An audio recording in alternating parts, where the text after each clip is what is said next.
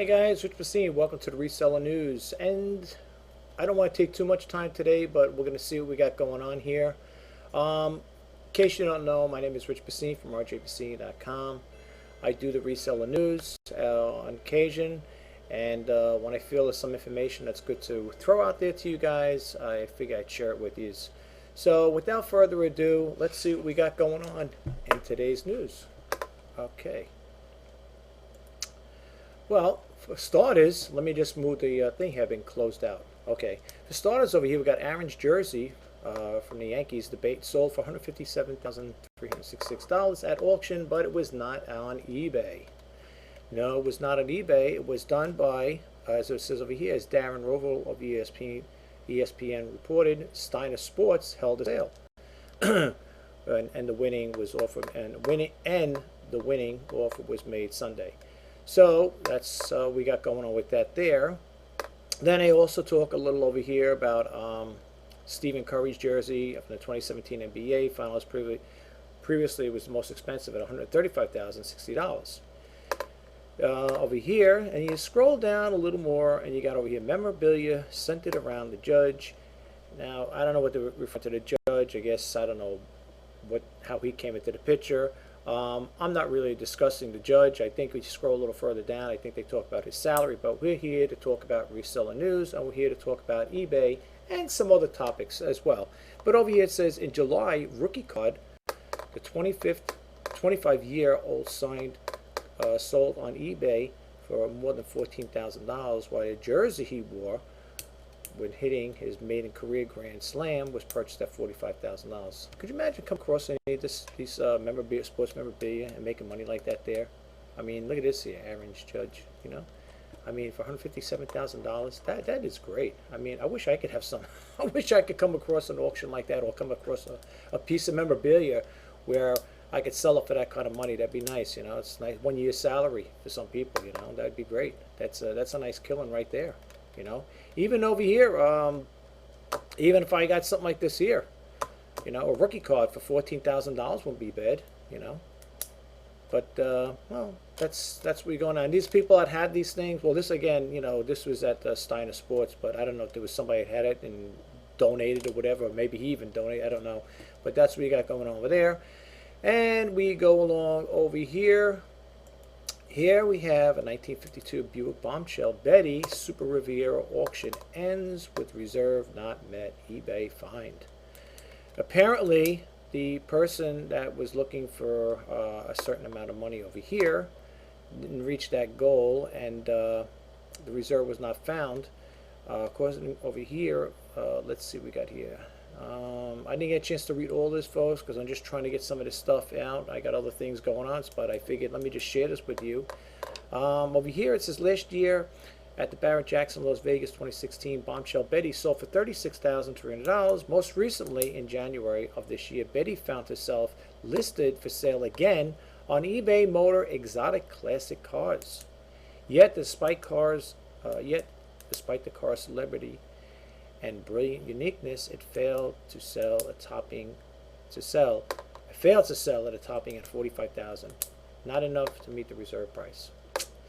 Well, you know, sometimes, like they say, sometimes you gotta, you know, the item will find its market price, so to speak. I mean, you know, we could all as resellers determine what we're looking to sell an item for, but in the end, it all depends on the person who's buying it. You know, somebody may say that car is worth the guy who owns it may say it's worth $45,000.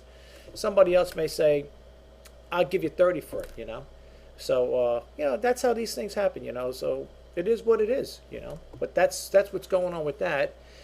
And we go across over here. This is another great find, guys. A rare copy of the original Super Mario game just sold for over $30,000 on eBay. Okay. And if you look at the article, he said there are tens of millions of physical copies of the original Super Mario Brothers for Nintendo Entertainment System. As such, buying the game is usually a trifling matter, a few bucks at most at your local garage sale. But this copy is different and just sold on eBay for over $30,000. Could you imagine? I remember coming across these these video games, many times over. I've seen them. I can't tell you how many times I've seen them. And looking at the price here, I can't see too good because, like I said, it is a small print. It looks like it's got either 26 or 76. I can't see it too good, folks. I'm sorry. I mean, I wear reading glasses, but sometimes the print is too small for me to decipher. I could probably explode it over here, you know, make the window larger. But I remember coming across a lot of these here, and I never thought much of it, you know. But now, being this is out there, and for those who don't know, that's why I do the reseller news. I'm sure you guys are going to keep your eyes open for these things here. Hey, who knows? You might come across one. And if not, okay, here it is right here. I'm sorry, the price right here, so I didn't read the whole article. Again, I was kind of like rushing this through here. It says it was sold for $26.99 back in 1980s. There you go. That's what that price is over here. I couldn't see it there. But again, I was going through this stuff fast. I was trying to pick stuff out. I'm doing two things at once. I'm working on one computer. I should be staying focused on one. So that's my fault. But anyway, yeah, so that's what we got going on with that. And let's see here. What else we got? The last thing I'll save for last. For those of us who are, well, this is for Microsoft here. They're talking about this ending support for Windows and Office. So if you guys have any of these here, it says over here, as Windows 10 reached its second birthday, its support clock for earlier versions is ticking. Microsoft pulled the plug on Windows Vista earlier this year, and support for Office 2007 ends in a few months. So if you guys got Office 2007, just remember you're not going to have support after within a few months. So how long until Windows 7, Office 2010, and other currently supported versions reach the end of the line? You got to read up on it there, folks. This here I picked off of ZDNet. That comes up, like I said, I get all these eBay auction alerts. I get other stuff on eBay and certain things about the internet reselling and stuff like that. And I also belong to some IT websites too that keep me abreast of these things. And I get tons of them thrown at me all the time. So just keep that in mind. Again, you could see stuff over here, also related stories. Windows 10 is ready for testing, but just barely. 10s, okay. I guess they're going to either come up with an update or something else is in the transition here, of making it better. Who knows? Every time you turn around, it's always something, right? Once you get used to an operating system and you feel comfortable with it, that's when they start changing things, And then if you don't incorporate to or upgrade to the new one, then they'll tell you, well, you're not going to have any support feature, any safety things that come up there, any patches, security patches. You're using the operating system at your own risk. So you may want to think about upgrading to the newest operating system. It probably won't be long before Windows 10 will be, becoming outdated. I'm not saying next year, tomorrow, but I'm just trying to say, you never know what the outcome is going to be with this year.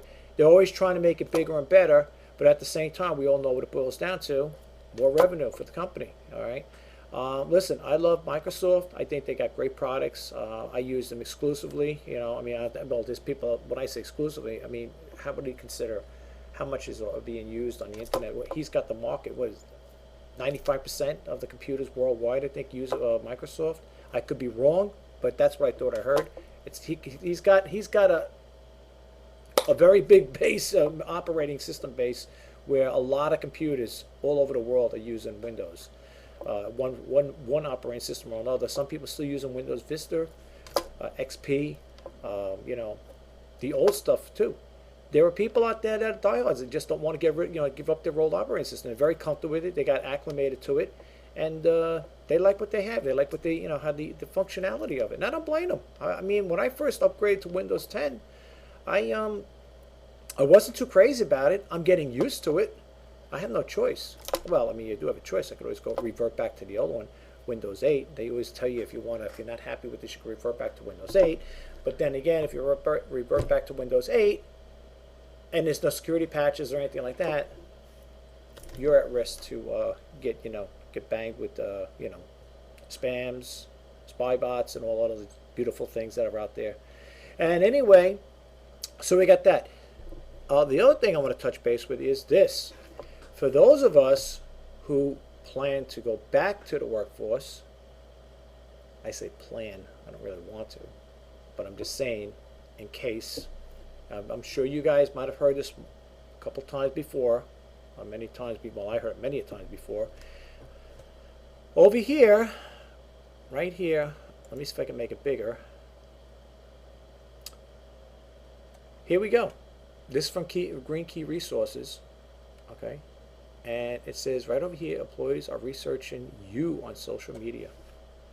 Now, according to this, it says you heard this advice before. Don't post anything on social media you wouldn't want your mother to see. They say over here there's good reasons to heed the advice, even if you haven't friended your mom. Whatever Career Builder survey last week said 70% of the employees use social media to screen job candidates, and they're finding reasons not to hire. Now, I belong to a thing called Job Case. When I lost my job back in 2016, last year, June, this thing called Job Case. And what it is there's people out there talking about, they give their grievances, on this website here. Like you throw it out there, you dish it out there. Sorry, folks, I dropped my pen. You throw it out there, and what you do is you're looking for advice. And the sad thing about all this is people out there are saying, like, I'm on that website, so I mean I could share these things with you, but that's not really reselling. I'm kind of like just throwing this in there. They're kind of like a little segue. Job Case is they talk about, these people go on there like myself, and they talk about their grievances. How one person said I went on for a job interview. I was there, I was there for no longer than a week, and I got fired.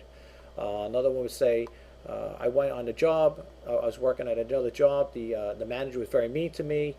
He threatened me to lose. I'm going to lose my job if I don't follow this X, Y, and Z rules or whatever, and so on and so forth. Another one said frustrated. Another person was saying age discrimination, which is my case. I'm up there.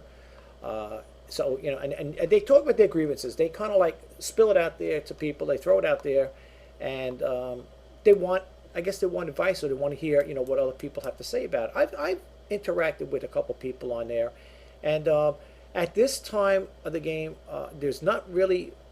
When I was back, when I lost my job back in last year, I was looking for jobs, to get back in the corporate world, but I lacked certain experiences because I didn't have that formal training. And when I told the companies what I did, the big corporation what I did, it's not like they said, well, very politely, yeah, well, we're looking for X, Y, and Z. We need this experience in this type of field or whatever. Therefore you may lack that experience, so we can't really use you. But thank you very much for inquiring, and so on and so forth. The last one I just got before, frustrated. Yeah, the person's frustrated because they can't find a job.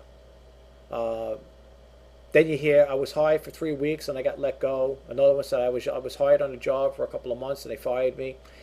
But here's what I'm trying to point at, folks. And I'm not saying this to be funny, but when you see things like this, and I heard this before, what had happened was, I remember the story very vividly, but I do remember the story.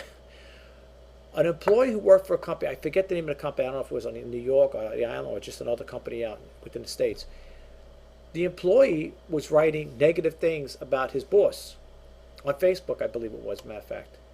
And what happened was, I don't know if maybe one of the office workers in there tipped the boss off, a close friend to the person who was talking about the boss, told the boss, hey, Freddie from sales department was talking about you on Facebook. Hey, talking to Freddie's manager.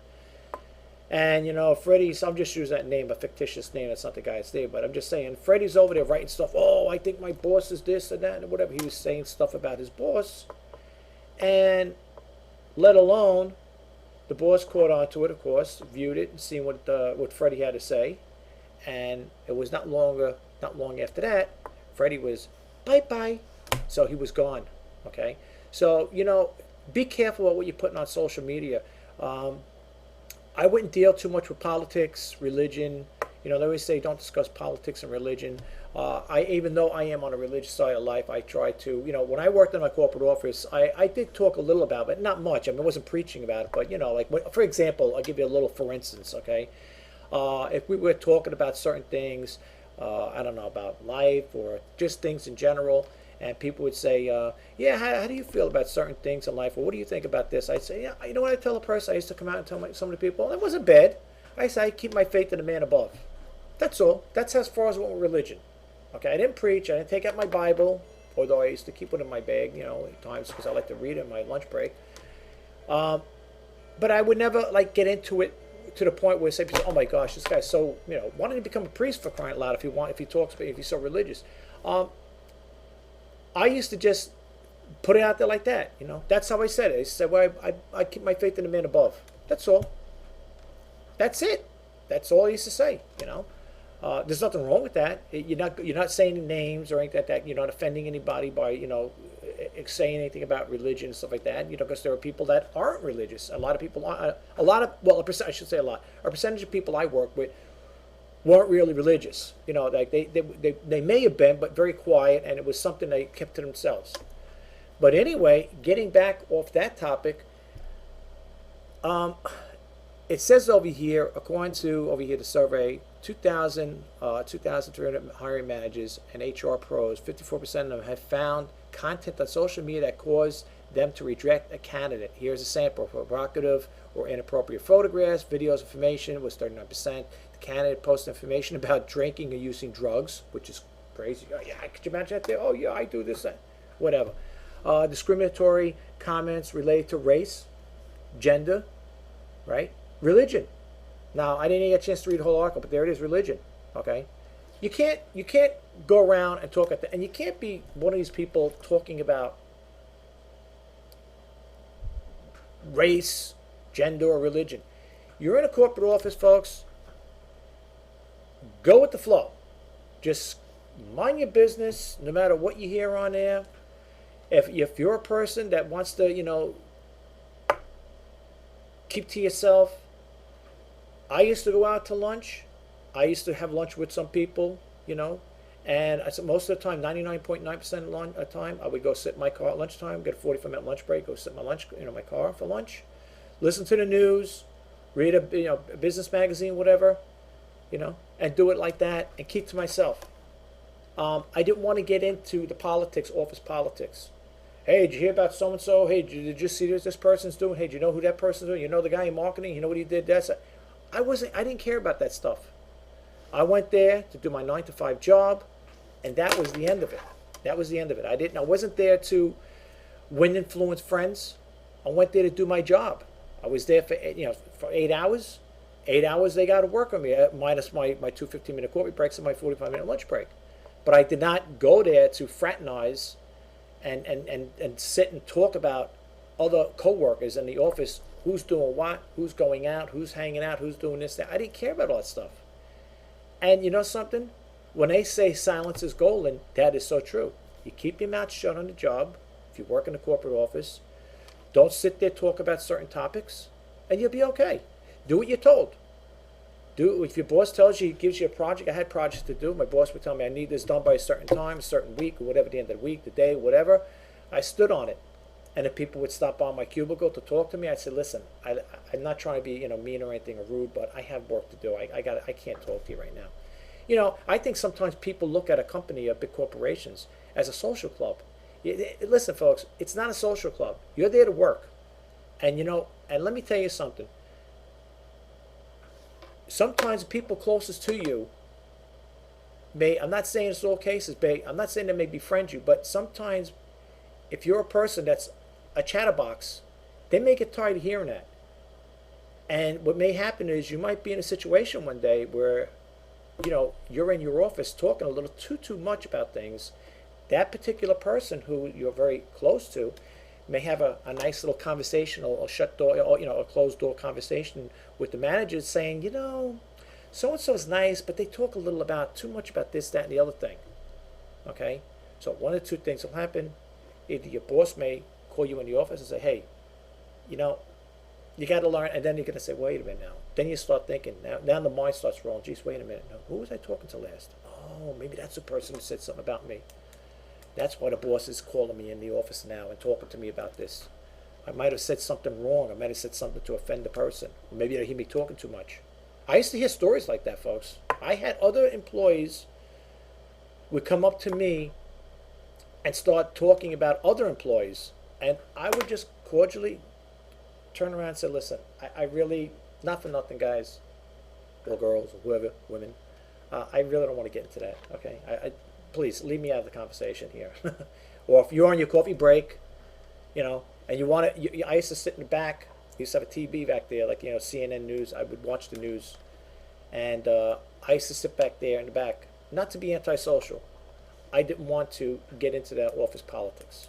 So, but getting back to this again, I know it's kind of like, it's not really reseller related, but I just want to just state this to you. Here's the other one.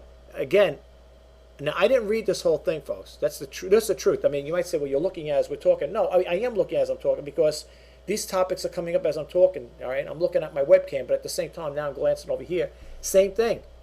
Bad mouthing the previous company or fellow employees.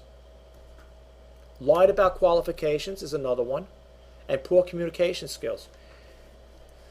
Let me tell you something. I just want to say one thing. Well, one thing. When you go for a job, be upfront and honest with them, with the company.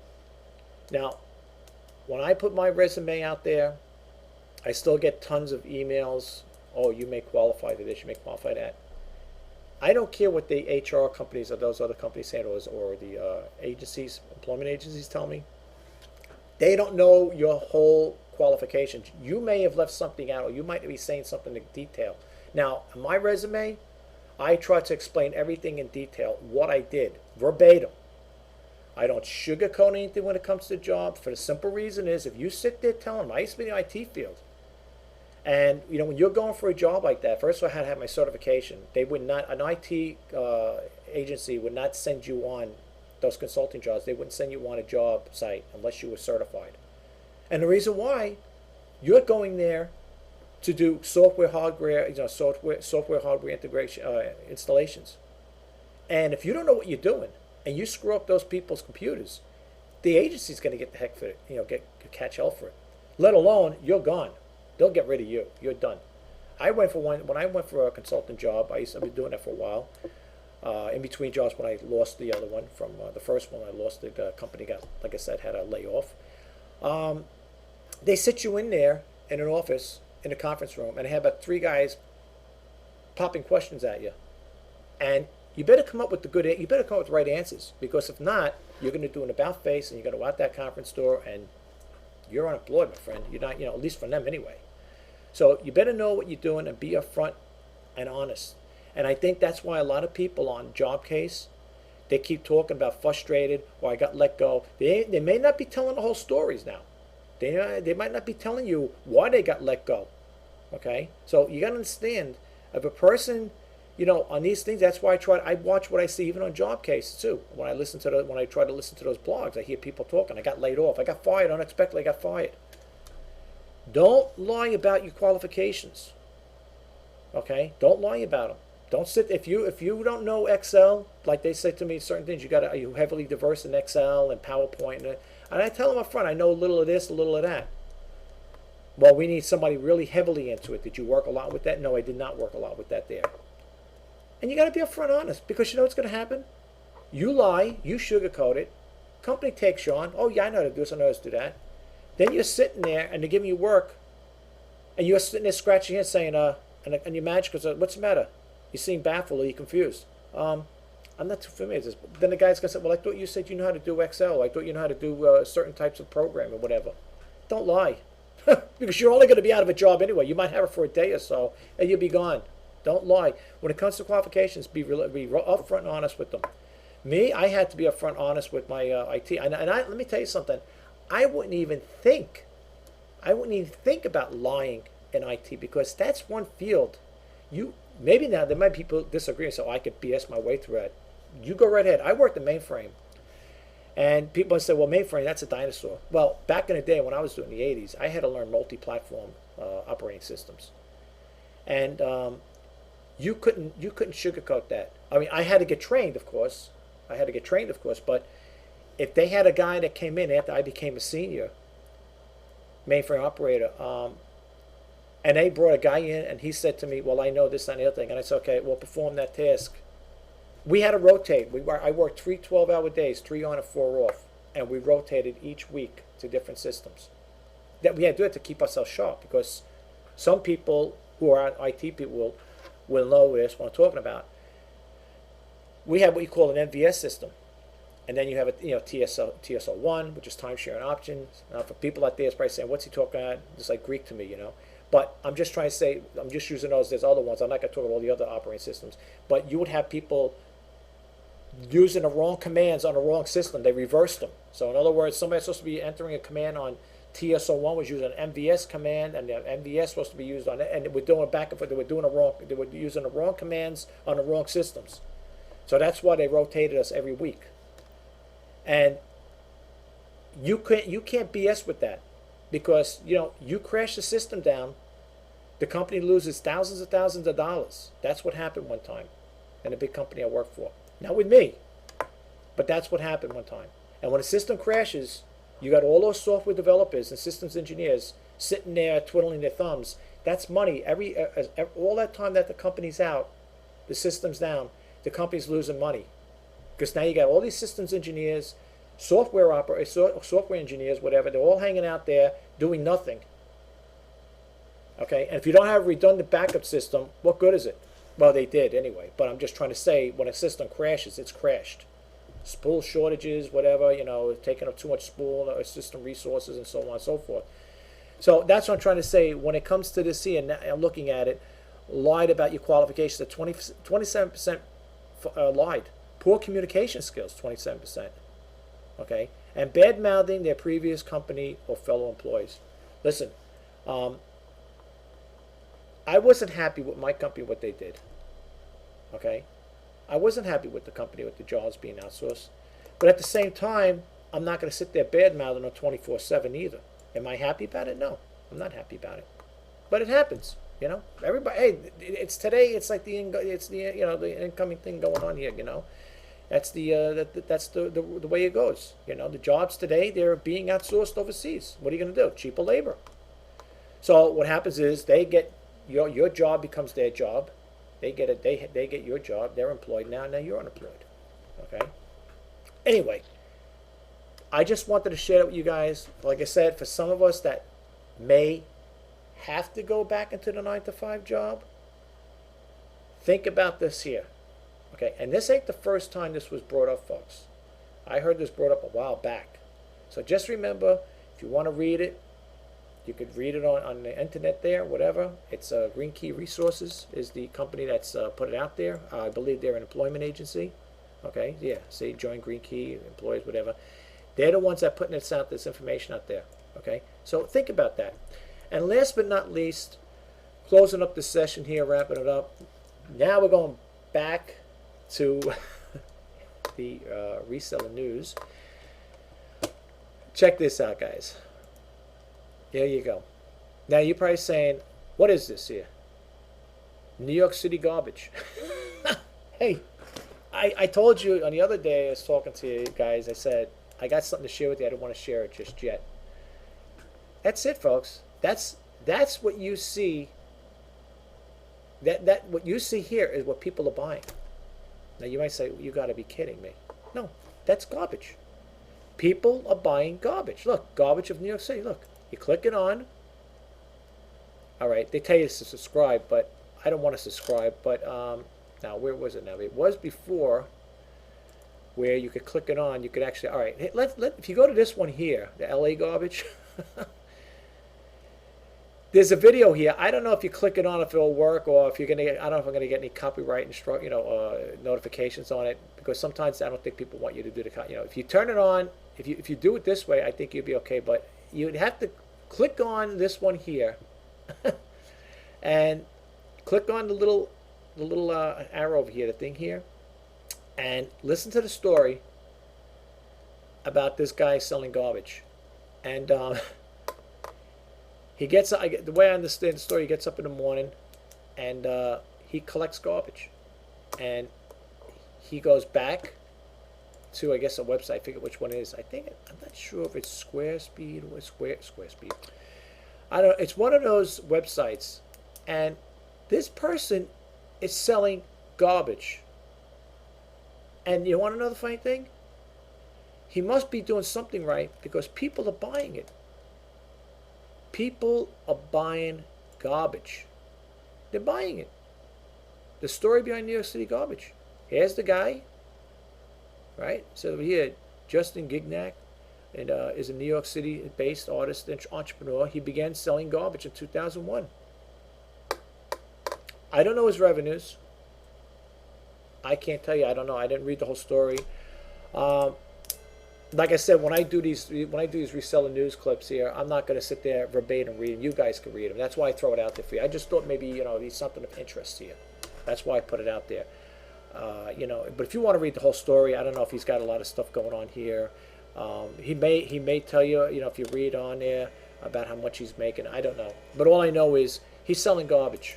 Okay, and I guess he picks up certain types of garbage. Garbage that's, I don't think he's going to pick up Fido's doo-doo and put it in there. I mean, that would be kind of crazy. It looks like, from what I see here, paper, some other little things there. I don't know. I can't see it. It looks like a paper cup, whatever. And he puts them in these little containers, whatever. And he sells garbage. So it just goes to show you, folks, anything and everything is possible out there. Okay? You never know what you're going to see on the internet, what people are selling. And is it funny? Yeah, it's funny. It is funny. See?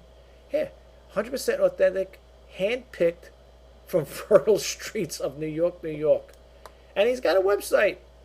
www, not New York City Garbage. Well, that's what we're on right now. He's got a website, right? Selling garbage. It's amazing, isn't it? You got to admit, it's amazing. I have to applaud this man. And the funny thing is, I don't know when he actually started. Again, I didn't read the whole story on this guy, but he must be doing something right if people are buying garbage. I don't figure, right? Well, anyway, I thought I'd share that, guys, with you. Until the next time, this is Rich Pasini signing off for the Reseller News. Thank you guys for stopping by and checking it out. It's a half-hour news segment. Wow, look at that. I'm looking at the timer over here. Over a half hour already. Thanks again for checking out. If you like what I do with these videos, you want to subscribe, please subscribe to me. If you get anything out of them, you get a little entertainment out of them or are amused, give them a thumbs up. If not, that's fine. But, stop back again. Check them out. Subscribe. You never know what you're going to see or what content I'm going to put out there, guys. Okay, thanks again. Rich Pasini from rjpasini.com and for the Reseller News. Thanks again. Take care. Have a great day, guys. Bye-bye.